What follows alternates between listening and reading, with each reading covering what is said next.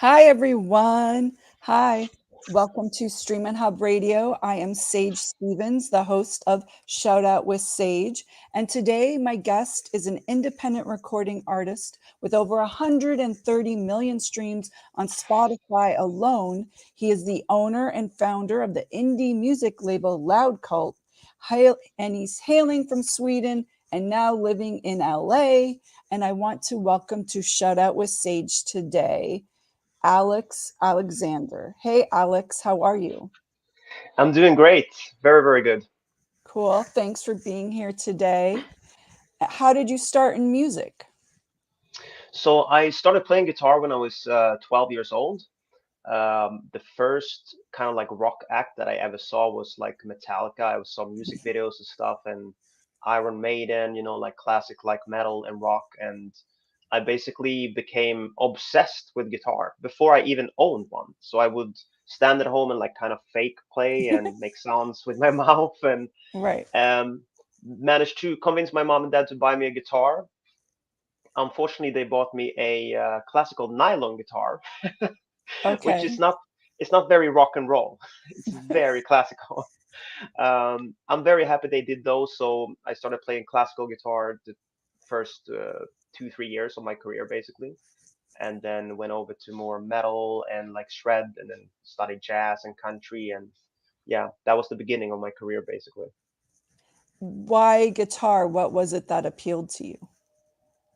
I don't really know. I didn't have that kind of fascination with any other instruments. Like I was listening to piano players and all this kind of stuff, classical instruments, but there was something with guitar, like it's that classic, rock star vibe that you want to have. That's I see. And when did you start singing? so I was pretty late coming into singing. I was so focused on guitar, didn't really have any interest in singing as a vocalist, basically. I thought it was kind of gimmicky. It's cooler to be the guitarist. But I had some teachers that kind of forced me to start singing, and they were like, "Yeah, well, you have a great like pitch and voice." It was not really until I went to Asia and toured when I was 19 that they forced me to do a song live, and I was like, "This is not going to work." And I did it, and after that, become more confident, and then focus more on the singing and technique and stuff. You mentioned touring. Where all did you tour and who did you tour with? So when I was 19, I just got out of school, and I think I spent maybe 6 months in Sweden. I realized that there's like three gigs in this country, uh, and there's a million incredible musicians. So I'm like, for me to compete with these three gigs, it's gonna be very tricky. So I was thinking it through, and I was like, okay, I have to figure this out for myself. And I went on Google and just search for every single gig I could find in the whole world. And I found a booking company that originally comes from Canada, Okay. and I did a live audition. This was like when YouTube was pretty new as well, in 2009. I did the audition. The guy was like, we love your vibe." Like he said to me, it's hilarious. He said, "Pack your bags, you're going to Nam." So I went to Ho Chi Minh City in Vietnam when I was 19. My mom was crying at the airport. She's like, "We're never gonna see him ever again." So the gig was basically, some gigs we played covers, some gigs we played at clubs with different artists. There was all kind of different artists that were big in Asia, and they were coming there to visit and stuff. When did you start writing? Like, so you played guitar, you sang, and then you started writing your own music? It took me a while as well. It was not until I left the gig. I was there for 2 years. I came home and I was like, what am I gonna do now? Like, it's just. I did a little fast like travel over to England. I was gonna play a tour there and stuff. It never really panned out. So the first kind of songs I got into writing is actually J-pop and K-pop for like the Asian market. And I got lucky. I got in with a guy in Sweden that's very famous, that wrote a couple of very big K-pop songs, and he took me under his wing and helped me, like start writing. And it's very free when you write for the Asian market. Like it can be pretty free with lyrics. So it was a good start for me. How do you mean free? Like, what's the difference between, let's say, the Asian market and the US market? I mean, here you have to be much more specific with lyrics. You know, you have to write a story that actually makes any sense. For the Japanese market, especially, you write the whole lyric and then they translate it to Japanese. So they might add a little different vibe to it, and also to say it in Japanese is so different from English. So Right. usually they prefer a ton of lyrics so they can just build a story around it, basically. Okay, yeah. I lived in Japan. Did they ever like add some like, since you're English speaker, did they ever sort of mix like, English in with the Japanese, or was it strictly Japanese? No, definitely. I think like the first song that we actually placed was with a band called Cross Gene, Mm, and I think they were number 5 on the Japanese charts when so mm. they sold a lot. It was a great first placement, and I think I'm still in that track. Oh wow. Yeah, some of my ad libs and stuff. So there were a couple of words that they kept, and I'm like, that sounds Yeah. like me. Oh, because it is me. Yeah, I always know like they sort of, I mean, with some things they do like a little like, mixture of the two languages or whatever. How Yeah. did you end up coming to the US then? So you're from Sweden, you traveled all around, and then you like, did you always have the focus to come to LA, or did that sort of happen later? No, for sure. For me, like since I started with guitar, I had some kind of weird, goal and focus that I have to go to Los Angeles. Like it's a crazy, probably because Metallica was kind of active here, and most cool rock bands that came from here. From old like Sunset days when you had Motley Crue and all these like shred Right, acts. right. Um, On so the yeah, back. yeah, I started going over in 2015, 16 the first times.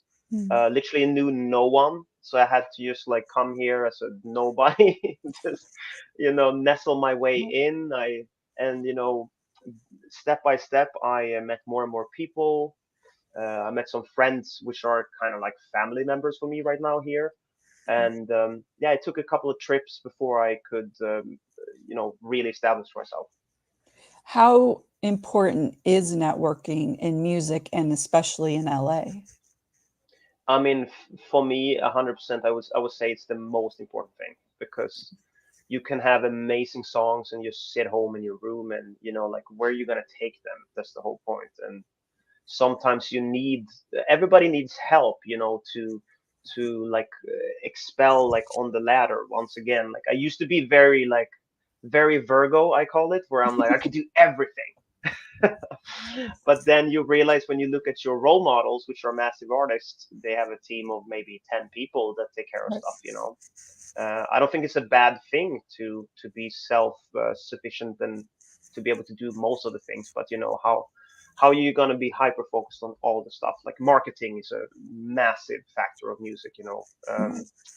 But yeah, definitely you need to have the network to reach out there. Mm.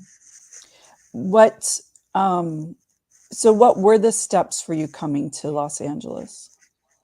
So I had to establish a visa first. Mm, When you're a foreigner, you can only stay as a tourist. First of all, right, it's a little bit of a pain in the ass, obviously, because right. you want to be able to be here and be available at all time.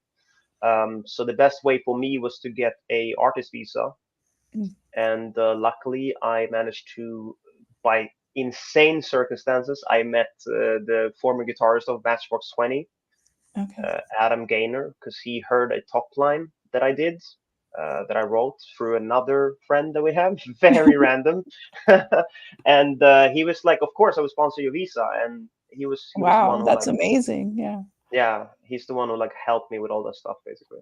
Right. So that was like, so it was through a friend of a friend that you ended up meeting him and then you got your visa that way.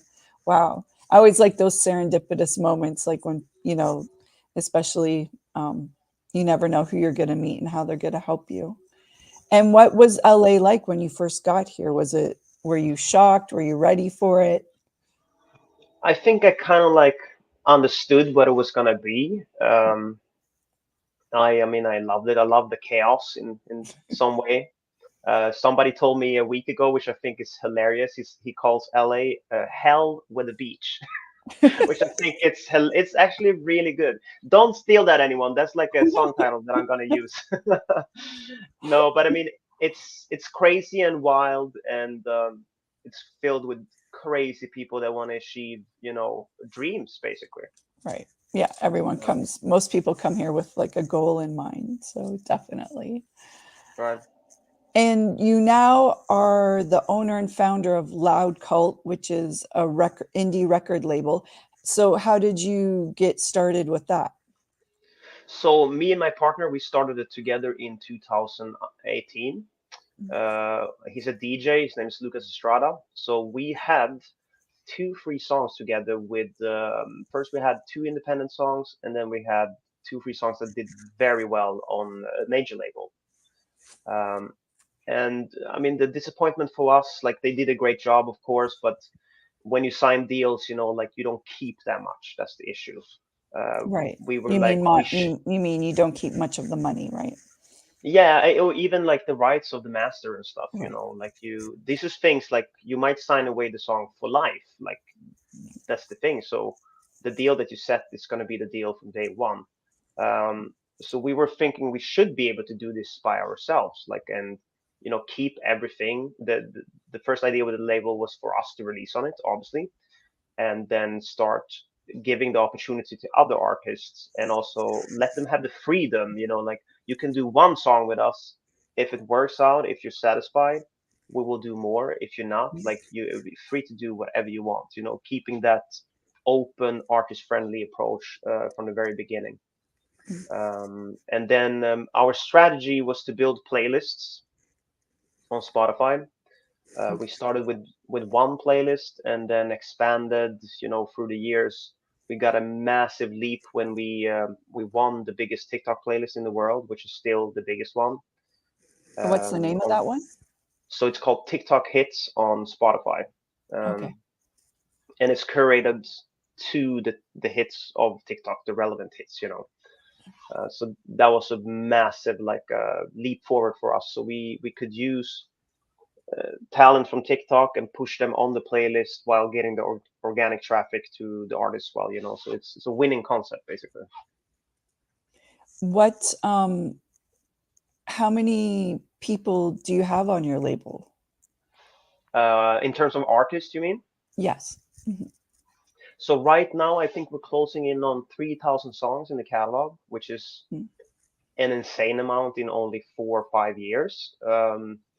We do have a couple of stable acts that we are building for the future, trying to help them with everything from bookings to branding and all this stuff. I would say we have probably 5, 6 acts right now that we are investing in for a longer deal, basically.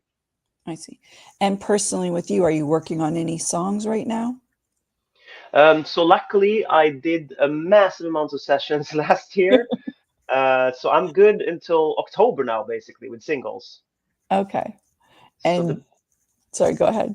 the plan is to release monthly now. So I did one in March now, Better Off Alone, one this Friday called These Nights, and then try to pump up another single every month to just kind of keep the momentum of streaming.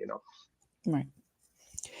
So you've always wanted to do music. Were you ever at a time like did you ever hit a rough spot where you had to take a break or you really weren't sure like this is what I should be doing or you were very focused? Oh my God, I'm thinking of quitting every day. No, but I mean, honestly, like I have a strange mentality where it's like, for me, like, having setbacks now, it doesn't. I don't even lift, an eye for it, because why should I? Like, it's just like it's an extremely competitive business. Right. There's definitely been times when I've been flat out broke, and like I don't even know what am I gonna do the next 3 months? This is insane. Right. But my approach has always been, which I also encourage other artists to be, be resistant and resilient, and like have that like iron mentality where, like, if you push forward, it's gonna be shitty like many, many, many days. But if you just keep on going Right. and you work towards a goal, like it works out. Strangely enough, with us, like at the point where I was like I had nothing, and then all of a sudden I get a gig, and it saves that month. Right. It's been many moments like that. Luckily now I built the infrastructure where I'm very safe and comfortable. so I don't have to end up in those situations basically. Right. Did the label, like, did creating the label help with sort of that stability, like just versus just being an independent recording artist? 100%. I mean, it's a legit business that Mm, grew exponentially, like a very, very fast. right. And me and Lucas being the main owners of it, it's very beneficial. Obviously, there's a Mm, security in it, but streaming is also extremely uneven. So what these streaming platforms come up with next, it's like it's changing every single month. So you have to be mm, on the game, regardless if you think you're killing it or not. mm. What advice would you give someone who's just starting out in the industry? I would say focus on the songs. Try to create as high quality songs as possible. Don't be afraid to release and try. Like I know it's easy as an artist to be very attached to one song. That doesn't Mm, make any sense for me. Like I'm at 57 songs now.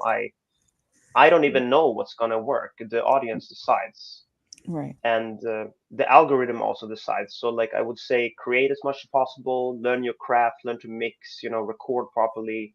If you need help on songwriting, there's a million amazing songwriters out there. So like do collabs with people that are better than you, because that way you can step up the ladder faster, you Right. know. Right. Yeah. It's always best, like, because I act and write and stuff.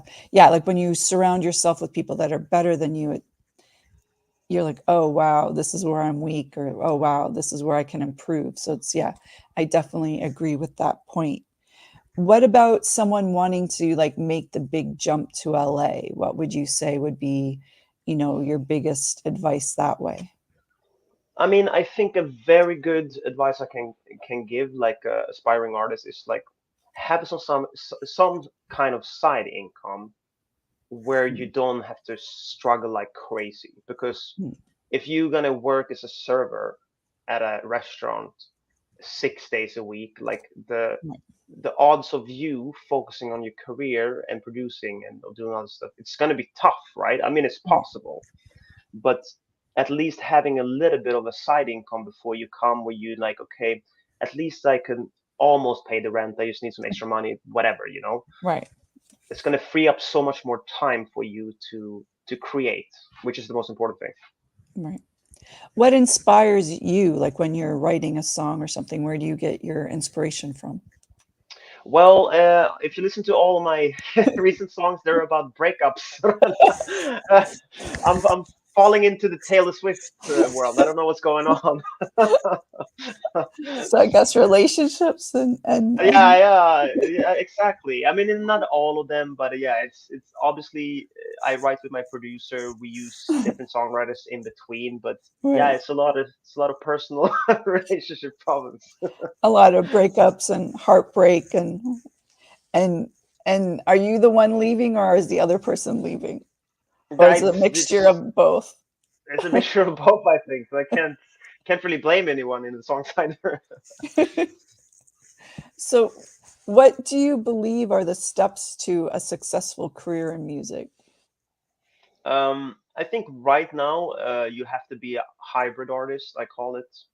Mm, Be good at what you do. Obviously, playing and singing, it's a big part.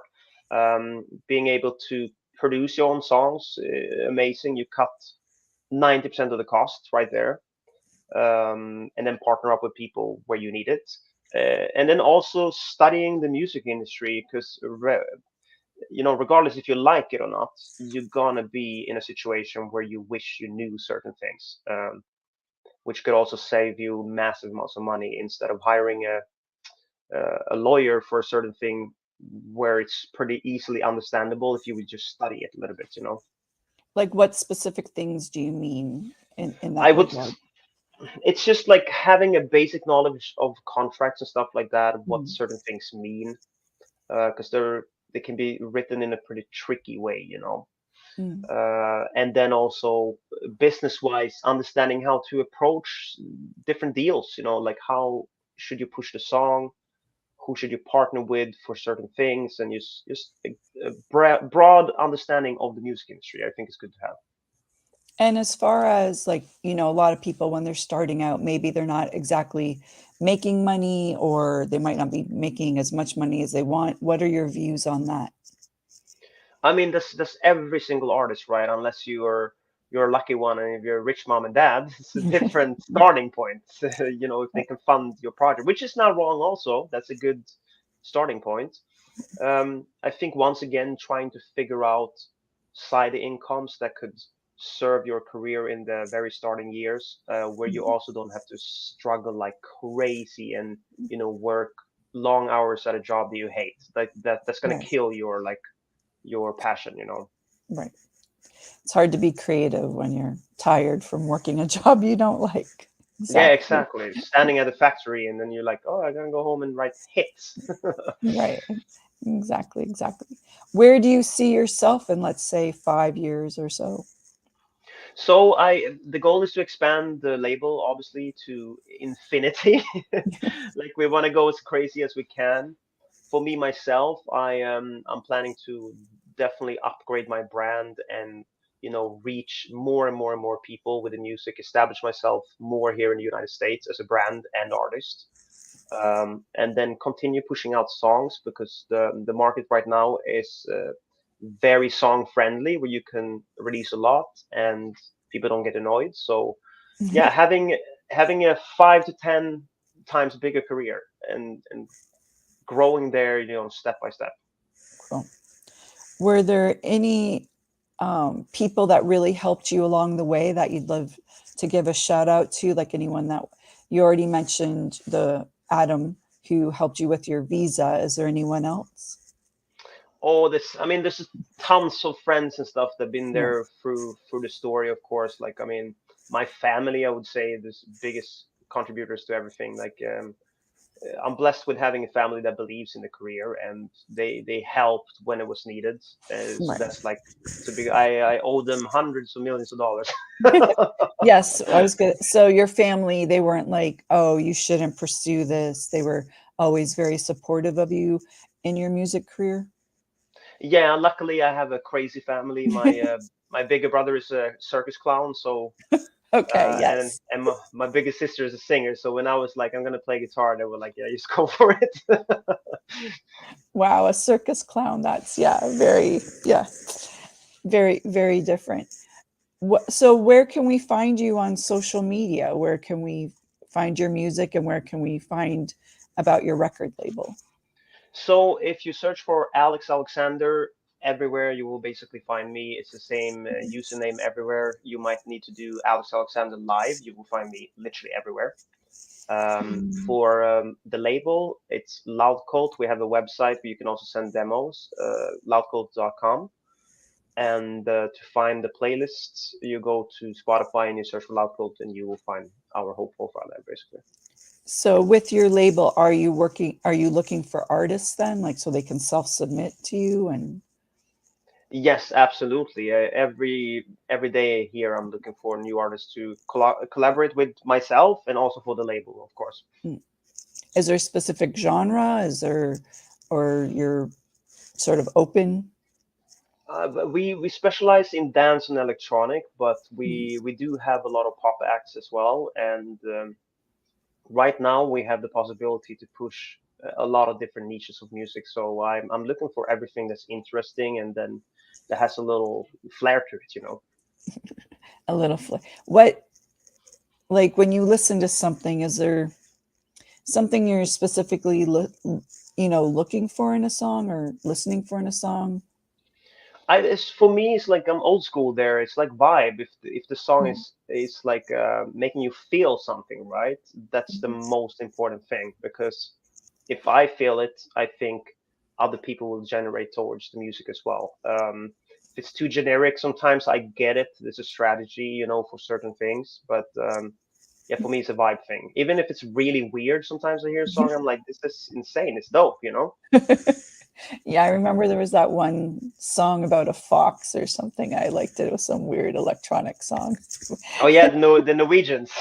Yeah, that song, but I liked it. It was like some song and about a fox or something. I What remember. did the fox say? Ding ding Yeah, ding yeah, ding. that song. That was good though. The music video was like, I mean, they sold that like crazy. Yeah, yeah, yeah. Right. Okay. Sorry, we digress there. What's your next song that's coming out, and when's that being dropped? So the 19th of May, I have a song called "Breed" that is coming out. It's a really crazy track. It has a lot of mixes of music that's extremely interesting. I feel it's going to be a great one for my fans because they like this kind of music.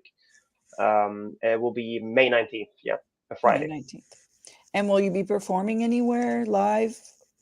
I'm playing with a band at the Viper Room on Friday, actually. Oh, awesome. Yeah. Cool. So And if you what's guys want the to come name of by, the band? the name of the band is Trashed. Okay. So They're this really Friday. cool. Okay, awesome. Is there anything else you'd like to say before we wrap up for the day? No, I truly appreciate the time and the interview, and it's great to speak with you. Thank you. Thank you, Alex. And I look forward to listening to your music. I've already listened. I know some of my friends are big fans, and we love the music. So keep it going. And hopefully, I see you live sometime soon. So awesome. Absolutely. Thanks. Well, thanks everyone for joining us today on Shout Out with Sage on Streaminn Hub Radio, and see you next Wednesday at 4. Bye, everyone. Have a great day. Thanks, Alex. Bye. Bye. Bye bye. Bye.